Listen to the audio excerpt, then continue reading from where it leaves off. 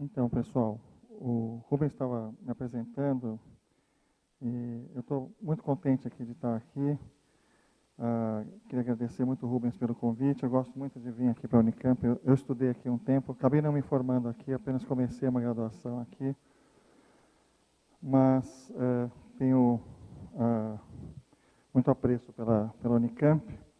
E eu queria saber o seguinte, enquanto eu procuro aqui, quantos de vocês já usam Python? Tem alguns. Legal. Então tá bom. Então, deixa eu só procurar aqui.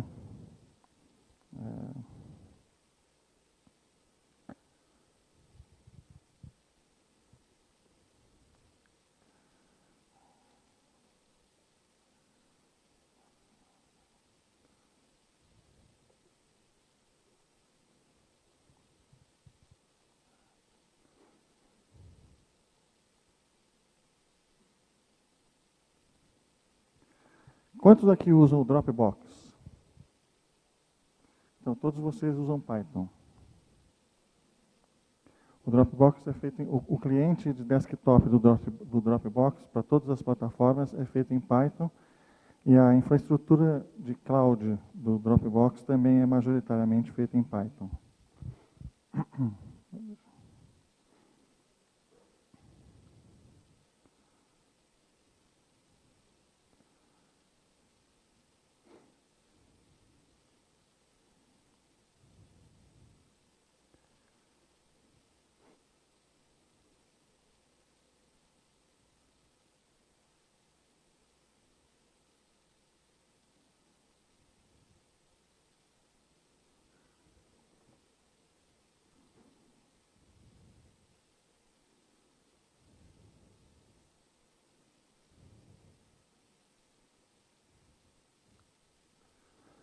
Então, essa palestra eu apresentei a primeira vez na Unifesp em São José dos Campos, em dezembro do ano passado, e eu usei durante muito tempo, vários desses slides são da mesma palestra chamada Python, a arma secreta do Google, mas eu resolvi parar de usar o Google no primeiro slide, o nome do Google no primeiro slide, com medo dos advogados do Google. Bom, no dia que eu dei essa palestra era o aniversário da Ada Lovelace, então estava se comemorando no mundo inteiro, celebrando a participação das mulheres na computação. Estou gostando de ver que tem bastante mulher na plateia hoje. Enfim, então vamos lá. Vamos falar sobre Python. Python é uma linguagem de uso geral. É importante falar isso porque, como ela é uma linguagem dinâmica, é uma linguagem interpretada, que algumas pessoas chamam de linguagens de scripting, né? Nessa categoria de linguagens de scripting, as duas linguagens mais famosas são JavaScript e PHP. Só que nenhuma dessas duas são linguagens de uso geral. JavaScript é uma linguagem que foi desenvolvida para rodar dentro do navegador. Agora, recentemente, tem o Node.js, que permite usar fora do navegador. Mas ainda é um desenvolvimento muito recente da linguagem. Não tem uma tradição, não tem bibliotecas amplas para você fazer todo tipo de coisa que uma linguagem de uso geral possui. E PHP é uma outra linguagem que também nasceu, quer dizer, cresceu junto com a web, né? E que é atrelada sempre a um servidor HTTP. Né? É possível usar o PHP em outros contextos? Mas quase ninguém usa fora desse contexto de desenvolvimento de páginas web. Agora, Python não. Python é uma linguagem de uso geral, assim como Java, assim como C, C++, Ruby. Ruby é uma outra linguagem que compete com Python. Mas por razões históricas, Ruby acaba sendo mais usado para desenvolvimento web. Mas agora Python não. Python é uma linguagem que tem uma tradição muito forte em outras áreas. Tá? Por exemplo, na internet, os maiores cases de Python são o YouTube e o próprio Google. O próprio Google, a Globo.com aqui no Brasil, Bitly, aquele encurtador de URLs, o Mozilla.org usa Python em vários dos seus sistemas. Na área de computação gráfica, o Python é absolutamente dominante como linguagem de scripting nos últimos 10 anos. Tá? Eu vou até falar mais sobre isso. Mas todas as grandes produtoras de computação gráfica do mundo, bem como os fabricantes de software para essas empresas, usam Python. No desktop, eu já falei do Dropbox. O BitTorrent foi desenvolvido originalmente em Python. O OpenOffice vem com o Python embutido. Em vez de você usar VBScript, você usa Python, que é muito melhor. Na área de operações, né? Operações de grandes parques de máquinas, o Google, a Rackspace, usam bastante isso. A Rackspace é uma das maiores empresas de hospedagem do mundo. O Google, todo mundo... ninguém sabe exatamente ao certo, mas estima-se que o Google tenha mais de 2 milhões de servidores rodando, né? A infraestrutura do Google é tão grande que um amigo meu que trabalha lá falou assim, sabe por que o Google não tem um data center no Brasil ainda? Porque a energia elétrica é muito cara no Brasil. Tá? Essa é a escala que os caras trabalham. E distribuições Linux, né? Na verdade, qualquer distribuição Linux importante hoje em dia depende do Python para funcionar. Ubuntu e Red Hat são duas que usam muito forte, e todas aquelas derivadas do Red Hat, né? Na área de aplicações Enterprise, a IBM, a Oracle fornecem servidores com Python e suportam essa linguagem na documentação, né? Tem ERPs inteiros feitos em Python, o sistema inteiro feito em Python. Na área de games, computação científica, segurança, etc. Tá? Na área de computação científica é interessante falar que tem um projeto que foi lançado há uns 4 anos atrás, chamado Global Arrays, que é um projeto de processamento paralelo massivo para grandes massas de dados, essas que são geradas por aceleradores de partícula e tal, em que, quando foi lançada essa infraestrutura de computação distribuída, eles lançaram ao mesmo tempo a API para 3 linguagens de programação, Fortran, C++ e Python. Tá? Então, Python está lá em cima, realmente, no primeiro escalão das linguagens de computação científica hoje em dia. Isso aqui é um exemplo de uma biblioteca super moderna em Python para fazer desenvolvimento de aplicações desktop, aliás, mobile e tablet, tá? Que são aplicações com interface multitoque, chama Kiwi. Tá? Eu tenho ele aqui instalado no meu Android. A PyCon é o maior evento de Python do mundo, mas existe também a Python Brasil, existe EuroPython, existem vários outros eventos, né? Eu tive na PyCon algumas vezes. Esse ano eu tenho orgulho de dizer que eu fui palestrante na PyCon 2013, apresentei 2 palestras lá. Mas esse slide aqui da PyCon 2012, eu coloquei aqui para mostrar os patrocinadores.